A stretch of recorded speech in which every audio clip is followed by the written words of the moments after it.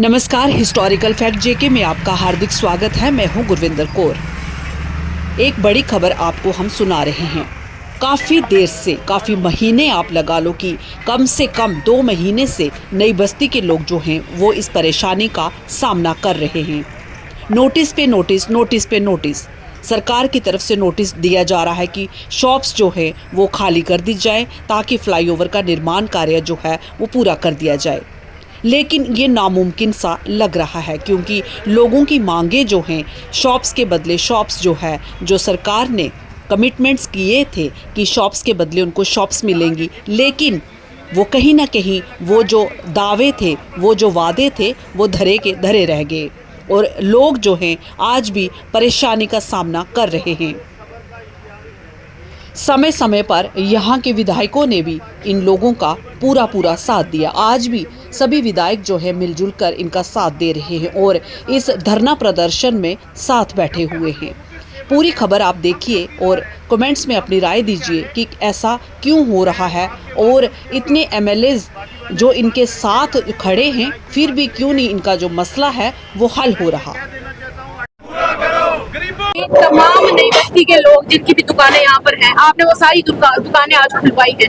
LG के खिलाफ जा रहे हैं या लोगों के साथ है? नहीं, हम किसी के खिलाफ नहीं, हम लोगों के साथ है। सरकार की जो एडमिनिस्ट्रेशन में ब्लैक शिप्स है उनको नंगा करने की जरूरत है। अब उनको नंगा करने का यंत्र मुख्यमंत्री के पास है या नहीं है, ये उनको सोचना है। सरकार मुख्यमंत्री चला रहे हैं, जम्मू कश्मीर के लोगों की चिंता उनको होनी चाहिए। इसमें 88 विधायक मौजूद है, तो मुझे लगता है कि कहीं ना कहीं उमर अब्दुल्ला साहब को इंट्रोस्पेक्शन करनी चाहिए कि कहाँ फेलियर है। अगर उनको लगता है कि ऊपर की ब्यूरोक्रेसी कुछ इंटेंशनली खराबी कर रही है तो एलजी साहब से बात करें, नहीं तो दिल्ली बात करें। तो इनको जो नोटिस दिया गया उसका क्या होगा? नोटिस को आपने तार किया, अभी जिसने चिचड़े करके उसको फाड़ दिया। वो कोई नहीं, इनकी कलम में इतना दम नहीं है कि इन 39 घरों के साथ साथ जुड़े हजारों घरों की रोजी रोटी खत्म करे, उस कलम में इतना दम नहीं है। इसके अलावा और क्या मैसेज आज आपका रहेगा? मैसेज बड़ा क्लियर कर है जी, दुकान के बदले दुकान, एक का तो दो, एक का तो लो। देखिए, सरकार ने जो कमिटमेंट की है इस नई बस्ती और सतवारी की 39 दुकानों को रिहेबिलिटेट करने के लिए, और मैराथन बैठकें 2 वर्षों से हो रही है इनके साथ। अंत में तय किया गया, जगह बहुत दिखाई दी। हमारी तो डिमांड थी, किसी का जब आशियाना उजड़ता है ना, कुछ जल्दी घर चलता नहीं है।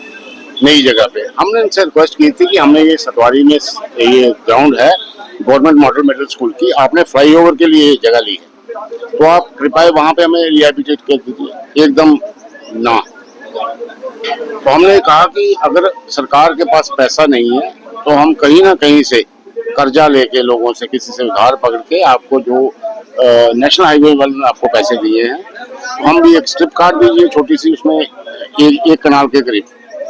नहीं मानी गई। उसके बाद हम गंग्याल में कहा गया, गंग्याल में माननीय डिप्टी काम साहब ने कहा कि पवन जी वहाँ पे टेम्पररी हो सकता है 4 साल बाद दोबारा आपको उठाना पड़े। फिर हमने यहाँ पे क्रिमेशन ग्राउंड है शास्त्री नगर, उसके साथ है शिशु समाधि, तो वहाँ के लिए कहा, वहाँ भी नहीं माना गया।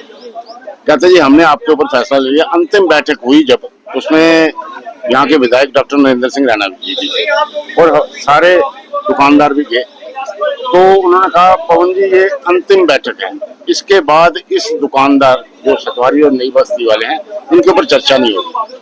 अंतिम फैसला ये लिया गया है कि इनको हम रिहेबिलिटेट करेंगे। चंद्रभागा हॉल जो म्युनिसिपैलिटी की लैंड है, वहाँ पे आपको प्रीमियम भी देना पड़ेगा और वहाँ पे मिनिमम जो सरकारी किराया होता है, आप अगर बनाना चाहें तो खुद बना सकते हैं, क्योंकि सरकार का लेंथी प्रोसेस होता है, टेंडर वगैरह होते हैं, कोई बिलो वगैरह। हमने कहा हम खुद बना लेंगे। जब सारी बातें हो गई तो इनको वहाँ बुलाया गया म्युनिसिपल कमिश्नर ने, इनको जगह भी दिखाई गई, आइडेंटिफाई हो गई। हम भी अपनी राहत की सांस ली, चलो भाई किसी न किसी तरीके से वहाँ चलाएंगे। डिमार्केशन नहीं की, कहा गया कि फाइल भेज दीजिए, सीएम साहब की कंसेंट चाहिए। जब हमने जो ऑफिशियल पीए हैं इनके चीफ मिनिस्टर के, मिस्टर धीरज गुप्ता जी आईएएस ऑफिसर हैं, जम्मू म्युनिसिपल कॉर्पोरेशन के कमिश्नर भी रहे हैं और हाउसिंग के प्रिंसिपल सेक्रेटरी भी रहे हैं, उनसे बात की, वो कहते हमारे फाइल नहीं पहुंची।